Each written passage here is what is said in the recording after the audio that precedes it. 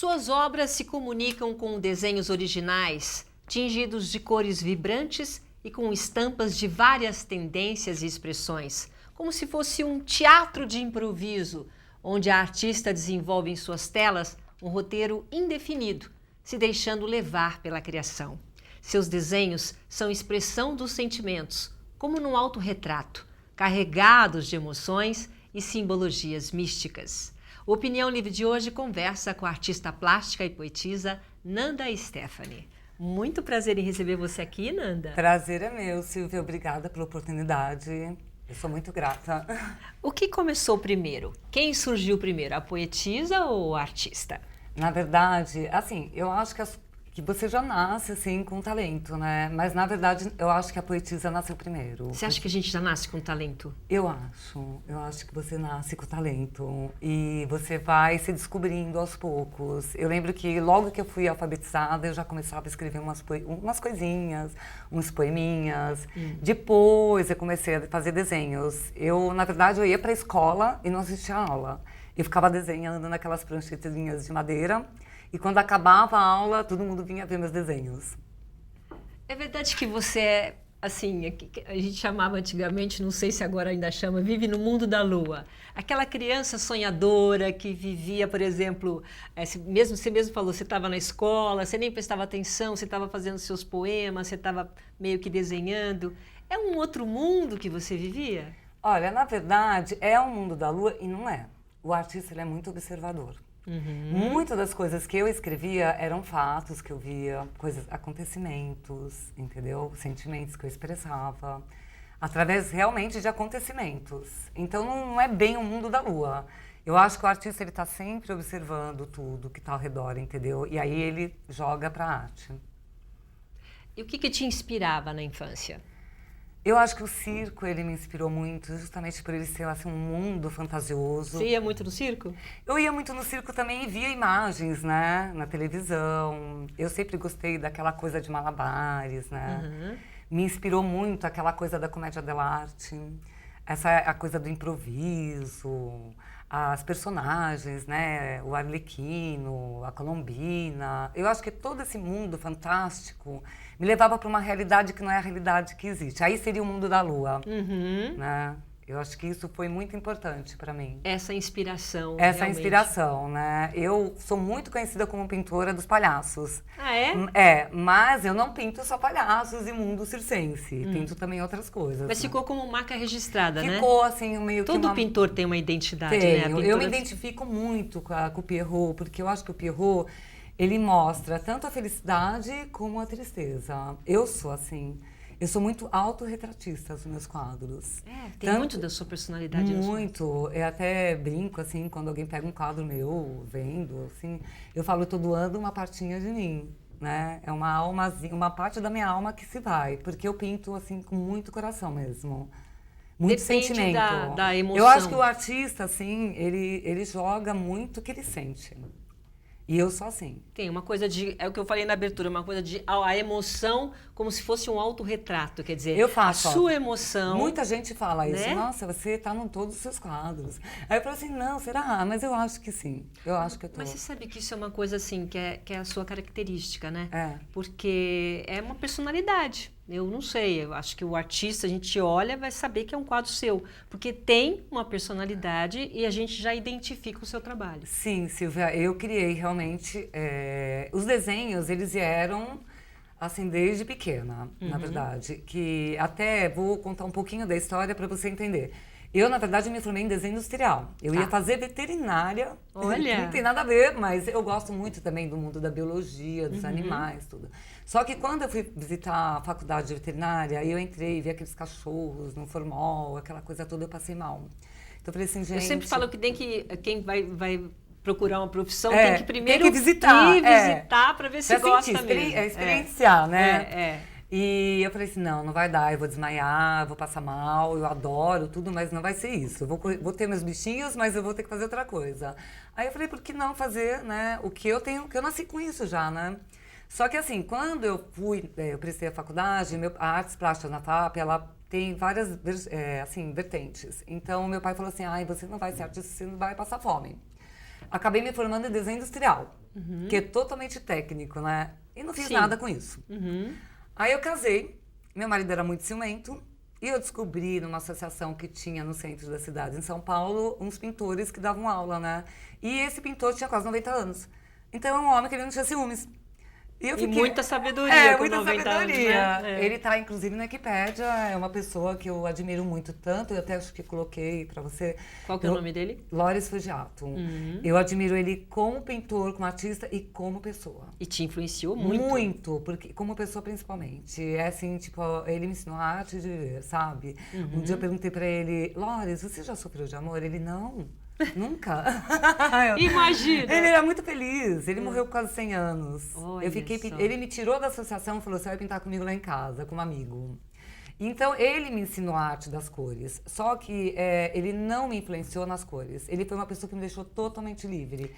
Porque no começo, ele fazia, assim, imagens de marinha, eu fazia, por exemplo, no artístico ao vivo, e eu fazia mais ou menos a tendência de cores dele. Tá. Só que aí eu comecei a pegar desenhos meus, que eu fazia em rabisco. Eu tô conversando com você, rabisquei no guardanapo, e um dia minha mãe olhou e falou, nossa, Fernanda, cada desenho interessante, por que você não pinta seus desenhos?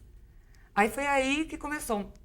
Mas aí, essa parte... Vamos, enquanto a gente fala, vamos olhar um pouquinho a sua obra, principalmente pelo fato de você falou das cores. O anjo medieval que eu fiz. Meus quadros são bem coloridos mesmo. Essa coisa das cores, ela foi surgindo com o desenvolvimento e assim, ficou uma característica muito forte minha, eu não consigo fugir muito disso. Essa é a Colombina, que é um personagem da Comédia dell'arte. Esse é o Eduete, né, que são dois personagens Man Baby fazendo acrobacia. Esse é um que eu adoro muito, que eu procurei fazer ele assim meio 3D, né, saindo assim em movimento. Você chegou, quer dizer, agora você já está num nível, né, de um nível artístico e de técnica muito realmente expressivo, já está num ponto alto, vamos dizer. Mas essa tendência sempre foi assim? Você foi crescendo? Eu acho que eu fui crescendo, porque eu peguei meus desenhos no início, eu não sabia o que fazer com eles. Assim, porque antes eu pintava marinha, pintava um nu, com aqueles tons cinza. E eu falei assim, gente, mas o que eu faço com esses desenhos? Que cor que eu coloco? Então foi indo aos poucos no desenvolvimento. Não é fácil, mas eu fui amadurecendo. E, de repente, virou uma coisa muito espontânea para mim, depois de um tempo. Mas você vê que a parte do circo é muito forte, né? Muito forte. Eu acho que na outra vida eu devo ter sido um palhaço, porque eu sou meio palhaça, né? Eu sou tímida, assim, em alguns momentos, mas eu sou bem, assim, brincalhona. E eu devo ter alguma influência espiritual, sei lá, assim, circense. Tem também a parte do bobo da corte também, que você põe às vezes nos seus Sim, quadros. porque o bobo da corte, ele, na verdade, é um personagem super sábio. E ele se passa por bobo. Eu acho que eu tenho um pouquinho disso, às vezes... Para se salvar, né? Porque assim, o artista, ele é meio perseguido, né? Eu acho que eu tenho um jeito de ser... Eu também nasci assim. Um jeito de ser muito eu. E eu fui muito criticada, assim, pela família, pelas pessoas que me veem, assim... Pela sua personalidade, pela minha não postura, pelo que eu visto, pelo que tudo. Pela minha personalidade que eu não mudo. Eu sou assim, eu posso mudar umas atitudes que a gente vai amadurecendo. Mas eu acho que talvez eu choco um pouquinho, né? Pela personalidade. Eu tenho uma personalidade muito forte e singular. Então, eu acho que o bobo da corte, ele é esse tipo... Então, você se protege. O bobo da corte... É um personagem, né? É um personagem. Ele entende das coisas, mas ele tem que se fazer de bobo. Então, muitos momentos que as pessoas falam alguma coisa, eu brinco, entendeu? Porque eu falo assim, gente, então eu tenho que levar na brincadeira, mas eu tenho aquela sabedoria dentro de mim, né? De me colocar... De se colocar. Agora, você teve influências também grandes, né? Por exemplo, muita coisa, não só do circo. Fauvismo de Gauguin. Sim. Cubismo de Picasso, surrealismo de Salvador Dalí, sensualismo de Toulouse-Lautrec. Então, como é que foi essa sua pesquisa para chegar nessa influência? A gente sempre teve muitos livros em casa, né? E eu ficava vendo as imagens. E o Gauguin era assim, foi muito forte as cores, porque o Gauguin ele foi até vaiado na época, porque ele pintava cachorro verde e o pessoal não aceitava, né? Mas eu achava lindo aquilo tudo, aquelas o diferente, mulheres, né? Aquela ousadia. Eu achava maravilhoso. E o cubismo, as minhas obras são mais do cubismo, bem né? cubistas mesmo. Eu coloco tudo assim, tipo uma perna para um lado, braço para o outro, porque eu acho que a gente é tudo, assim, nós somos multifacetados, né? Na verdade, a nossa, se você for pensar como personalidade também, nós somos meio cubistas, né? Nós temos várias facetas. Várias né? facetas, né? Então uma eu coisa jogo só. meio proposital mesmo, porque as pessoas, às vezes, em certos momentos, a gente se desfaz para depois se construir de novo. Se desconstrói. Né? Muitas vezes a gente precisa, né? Se precisa desconstruir. disso. Então eu acho que eu coloco nos quadros isso, essa desconstrução. E dentro dessa linha desses grandes pintores, você fez o seu jeito, você aproveitou um pouquinho de cada um. Sim, isso o foi uma coisa, na surrealismo, por verdade, exemplo. foi indo. Não que eu falei assim, ai gente, eu vou fazer porque tem que ser assim. Eu acho que ele foi, assim, foi internalizando dentro de mim, né? O surrealismo, porque eu acho maravilhoso, né? Eu acho que é onírico, né? O surrealismo é um sonho, né? E eu gosto muito do sonho. Eu sou uma pessoa super sonhadora. Eu não perdi esse sonho ainda, então me inspirou muito. E o Trozotec, porque eu acho super sensual. Eu acho que meus quadros trazem sensualidade? Sensualidade, e muitos deles trazem sensualidade. O principal, quer dizer, que eu vi, assim, que eu achei que chama mais atenção para mim, são as cores, né? Sim. As cores vibrantes. Chamam muita atenção, as pessoas param, assim, né, nas cores. Isso passa uma intensidade tua também, porque você não é uma pessoa intensa, morna. Eu sou né? intensa, você demais. É uma pessoa intensa eu queria tudo. até ser menos intensa um pouco. Porque você, não, ela decididamente ela não é morna. Não, eu chego, a pessoa já sabe que eu cheguei e não vai esquecer de mim. Não, mas maravilhoso. Nós vamos fazer um rápido intervalo comercial. Tá. Daqui a pouco a gente continua conversando aqui no nosso Opinião Livre, tá bom? Um instante só, até já.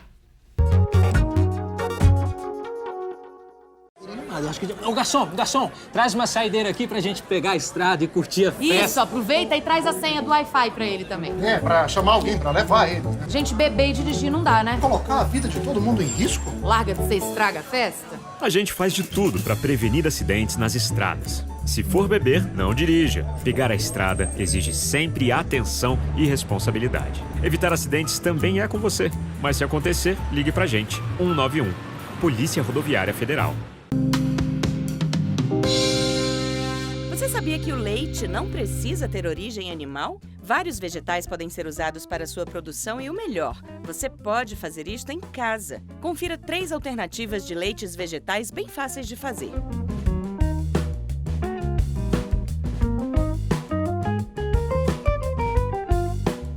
Leite de banana.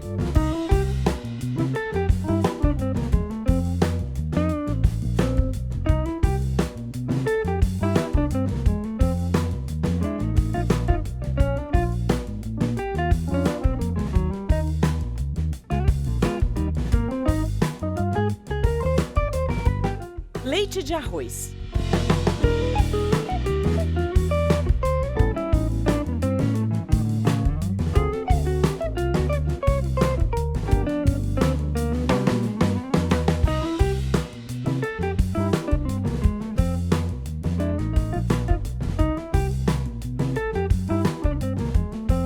Leite de inhame.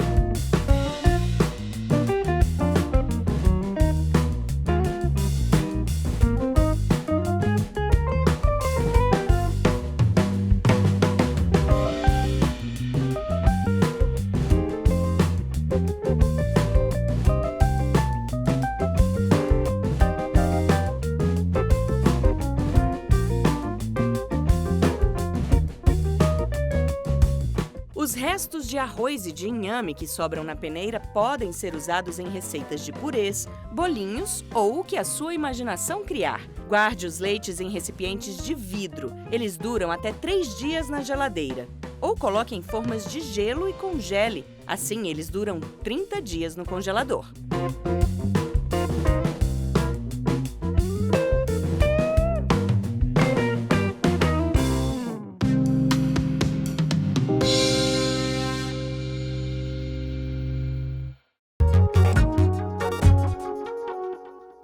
O Opinião Livre está de volta, conversando hoje com a artista plástica e poetisa Nanda Stephanie, que tem um trabalho maravilhoso, vibrante, né? Obrigada. As obras delas são lindas. Eu queria até passar um pouquinho mais para a gente conversar um pouquinho. Você usa também alguns pontos aqui, elementos como espelhos, né? Sim. Tudo tem um significado, não é isso? O espelho, eu acho que assim, é um reflexo, né, da alma. Eu acho muito legal. Vamos falar Esse é uma miscelânea brasileira, é um quadro que eu me inspirei assim, no folclore brasileiro. Esses são as místicas, porque eu tenho um lado super místico, eu introduzi bastante simbologia. Esse é um nu artístico que tem uma dualidade de portais, assim, no fundo. Esse é a Pandora. Eu coloco muita coisa da mitologia grega nos quadros. Esse é a Quântica. É uma procura do consciente naquele quadro. Por que é essa influência da mitologia grega? Desde pequena, você acredita? Eu sempre fiquei estudando mitologia grega e eu fiz uma exposição na Itália em 2009, convidada pela Secretaria da Cultura Italiana, e eles falaram assim, você vai trazer quadros com o tema da mitologia grega. Então eu fiquei estudando. Eles deram um tema para você? Deram. Tá. Chamava Era Giva, os Donos do Brasil. Tá. Não, desculpa, chamava só Era Giva. Tá. Os Donos do Brasil foi eu que incluí. Tá bom. Porque eu falei assim, gente, eu não vou pra Itália levar só a mitologia grega, porque eu fui para um lugar que chama Salerno, que é perto de Pestum, que é um lugar super... foi colonizado pela Grécia, tem os templos gregos. Eles conhecem tudo isso. Eu vou levar o folclore brasileiro. Tem que levar alguma coisa nova. Aí eu falei pro William, que era a pessoa, né, que entrou em contato com a secretaria, tudo. Eu falei assim, William, eu vou misturar, eu vou fazer um mix. Vai ser, então, Era Givas e os Donos do Brasil. E eles amaram. Amaram! Aí, então, eu fiz 3 murais gigantes e levei mais 20 quadros menores. E um dos quadros, que era essa Era Givas e os Donos do Brasil, eu incluí um monte de figuras do folclore brasileiro, misturado com a mitologia grega. Coloquei uma onça, coloquei pavão, que tem a ver com a mulher dos Zeus. Assim, eu fiz um mix. Que bacana. E foi uma coisa que chamou muita atenção, né? Porque a mitologia grega, ela está muito relacionada com o nosso inconsciente e com a psicologia. Eu gosto muito de estudar também essa parte de psicologia, tudo, né? Porque o homem sempre, ele tentou justificar todo o pensamento dele através de mitos. E essa coisa dos mitos eu acho muito interessante. Você coloca na sua obra? Coloco na minha obra. Sempre coloco. Quem mais aparece? A Pandora, que é uma figura feminina super importante. Quem mais? Afrodite. São muitas, assim, é que agora me deu um branco, assim, mas são várias figuras. A Atena. Eu fui colocando várias figuras, assim, da mitologia grega. Agora, tudo que você coloca, quer dizer, nada é por acaso, né? Cada pedacinho, cada cantinho da sua obra é por acaso. Por exemplo, quando você coloca espelhos, você quer representar o portal entre universos, é isso? Sim, porque eu acho que o espelho, eu não sei se sou eu, mas eu quando olho para um espelho, a gente vê o nosso reflexo. É um universo paralelo, É um né? universo paralelo, não é a gente mesmo. É verdade. É uma coisa diferente, você está se vendo de uma outra forma. E eu acho que é como se você atravessasse para uma outra realidade, o espelho. E é verdade. É muito profundo. Por exemplo, rosas. As rosas, nostalgia. ela tem várias simbologias. Uma das simbologias da rosa ela tem a ver mesmo até com o órgão sexual feminino. Então, como eu não sei se você reparou, eu represento muito sempre mulheres. Essa coisa feminina, eu jogo muito. E a rosa, além de ter toda uma simbologia, né, tem a ver com o meu professor também. Que ele pintava, assim, muitas rosas. Ele fazia quadrinhos de rosas. Olha, bem influência. E eu tive essa influência dele, das E dá rosas. aquela nostalgia do passado, Porque ele tá né? dentro de... Ele me passou muita coisa, entendeu? Eu tenho muito a dever, assim, Que importância, pra ele, né, que entendeu? tem Lógico. a gente tem uma pessoa que pega pela mão da gente e fala, vem aqui eu que eu tô vou... aqui por causa dele. Né? Vem aqui que eu vou despertar esse talento todo que tá guardado aí. Ele nunca chegou pra mim, porque tem certos mestres que falam, não, você não tem que fazer isso. Eu fazia uma coisa totalmente diferente dele e ele falava, incentivava. lindo. Que Eu achava legal. isso pra uma pessoa da idade dele. Ele tinha uma sabedoria, eu chamava ele de corujinha. Com certeza. É. Agora, muitas que a gente viu algumas obras, aparece o xadrez preto e branco, né? Que você faz o quê? O jogo da vida, O xadrez preto e luta branco, ele tem contra bem e o mal. eu acho assim, quando você vê um jogo de xadrez, né? É um jogo. Eu acho que a vida é um jogo, né? E tem, além do jogo, eu acho que tem essa coisa da dualidade mesmo, do bem e do mal, sabe? Da ignorância da sabedoria. E é uma coisa muito forte nos meus quadros. Eu sempre tenho xadrez nos meus quadros. Às vezes eu preto reparei, e branco, eu tava olhando, tem sempre às vezes xadrez. não é preto e branco. Preto e branco. Tinha vermelho e branco agora, que a gente mostrou. Eu posso mudar as cores, mas isso é uma coisa que saiu meio espontânea. É uma coisa até engraçada. Aí eu fui estudando. Entendeu? Eu acho que a gente carrega coisas, assim, eu sou meio mística, né? E maravilhoso isso. Então eu acho que, assim, foi até engraçado que no caminho para vir aqui fazer a entrevista, no carro, eu olhei para umas árvores no Parque Ibirapuera e pensei na palavra epifania. E eu não lembrava o significado de epifania e eu pedi para ver o que significava. E eu falei assim, gente... Você vem, né? A inspiração, as coisas. Como que pode vir a palavra assim? E você sabe que muitos quadros meus, eu olho para o quadro e vem uma palavra, um nome. Aí eu vou pesquisar e o nome tem todo um significado muito forte. É como se alguém me mandasse. Eu sou muito espiritualista. Mas falando nisso, então vamos falar o lado da palavra, que você mistura tudo, né? Eu misturo. Essa poesia, inclusive, a gente vai mostrar agora. Você fez uma parceria com Jorge Martins, Jorge que é um Martins. jornalista ali de Paraty. Como que foi? Ele me descobriu, foi pelo Facebook. Tá. Eu sempre fiz postagens de poesias, aí os meus quadros, essa coisa meio cênica que eu coloco. Eu faço muitas imagens minhas cênicas também para chamar atenção. E ele veio e falou comigo, olha, eu achei super legal, eu toco, a gente podia fazer algumas coisinhas musicadas, né, uns poemas seus. E eu topei. Aí eu mandava para ele por e-mail as imagens. Você já tinha os poemas? Sim, esses poemas já estavam tinha, porque guardados. ele via ali. Não, no Facebook ele via alguma coisinha que eu escrevia curtinha, que ser curto, né? Não uns poemas mais longos, né? E falava, nossa, eu adorei aquele poema. Tipo, Lágrimas Cintilantes, eu postei. Então vamos ver. Lágrimas Cintilantes. Vamos ver como é que ficou essa mistura, né? Da arte, da música e da poesia. Vamos ver.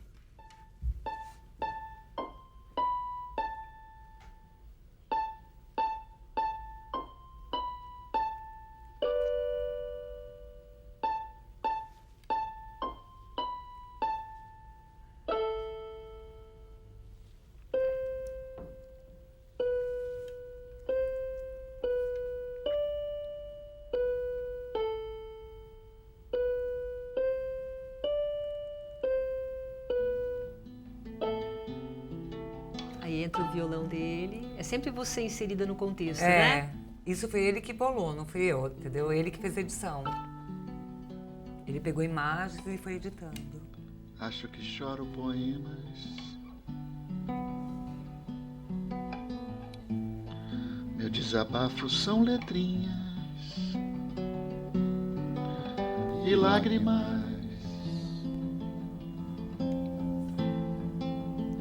Cintilantes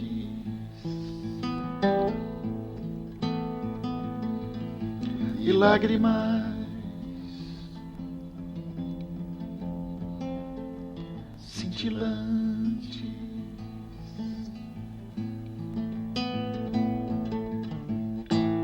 que derramadas se juntam e formam novas melodias. E no chão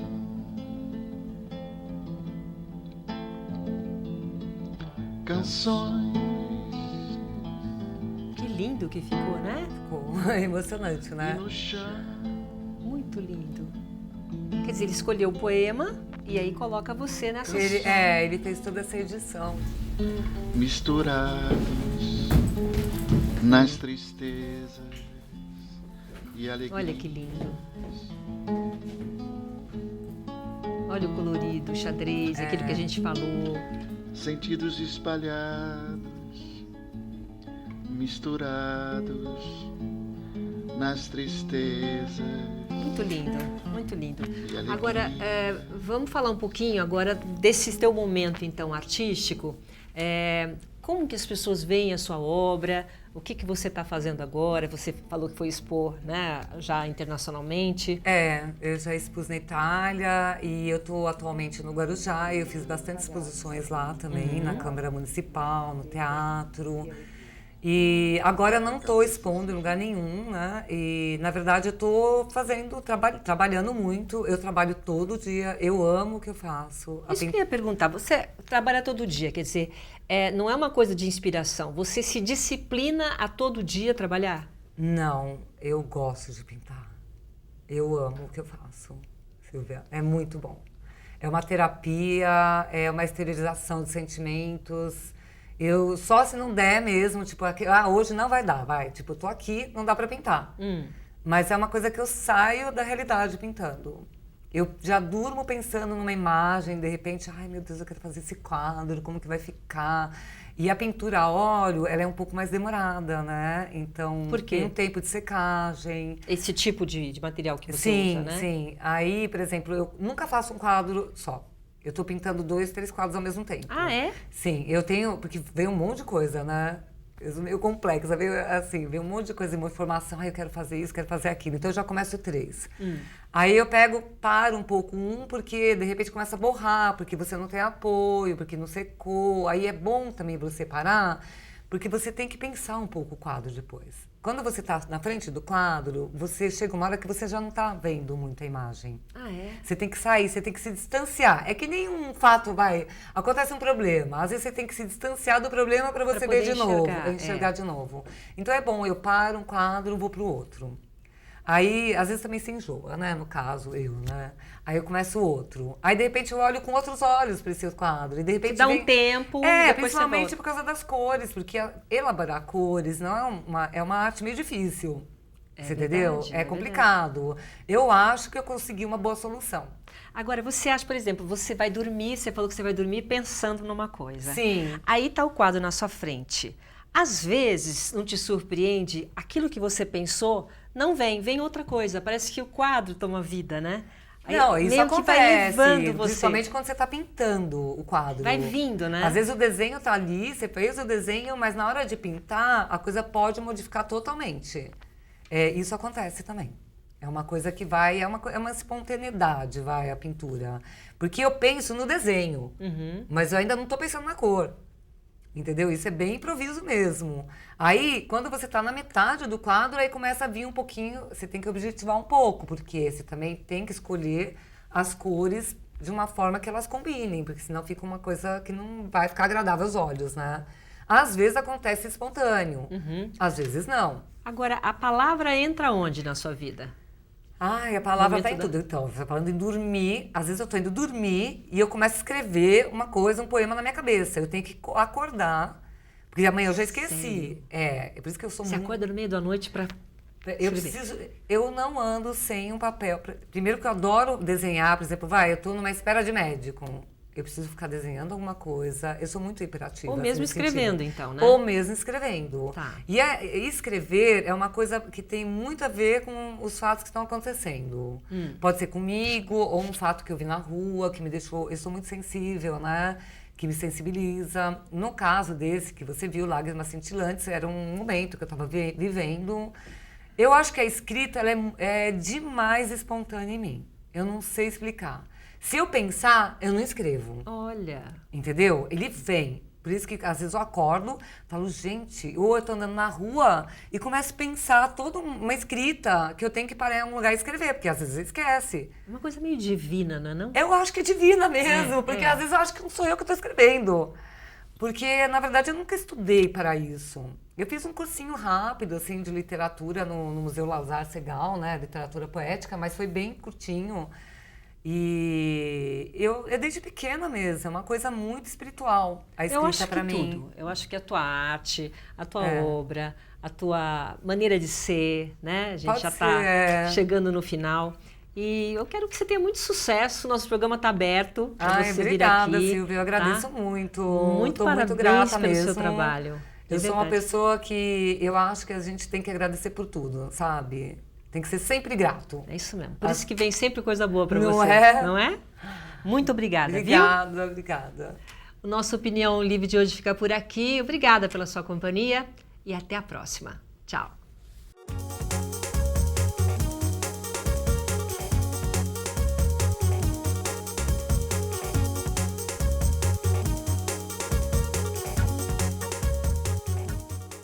todo mundo deve ficar atento. Uma mancha na pele pode ser hanseníase. Se você tocar na mancha e não sentir nada, ou perceber diminuição da força nos braços, mãos e pés, é melhor procurar uma unidade de saúde. É muito importante identificar o mais rápido possível. A hanseníase tem cura. O tratamento é gratuito e logo que ele começa, a doença deixa de ser transmissível. Hanseníase. Identificou, tratou, curou. Ministério da Saúde, Governo Federal, Pátria Amada Brasil.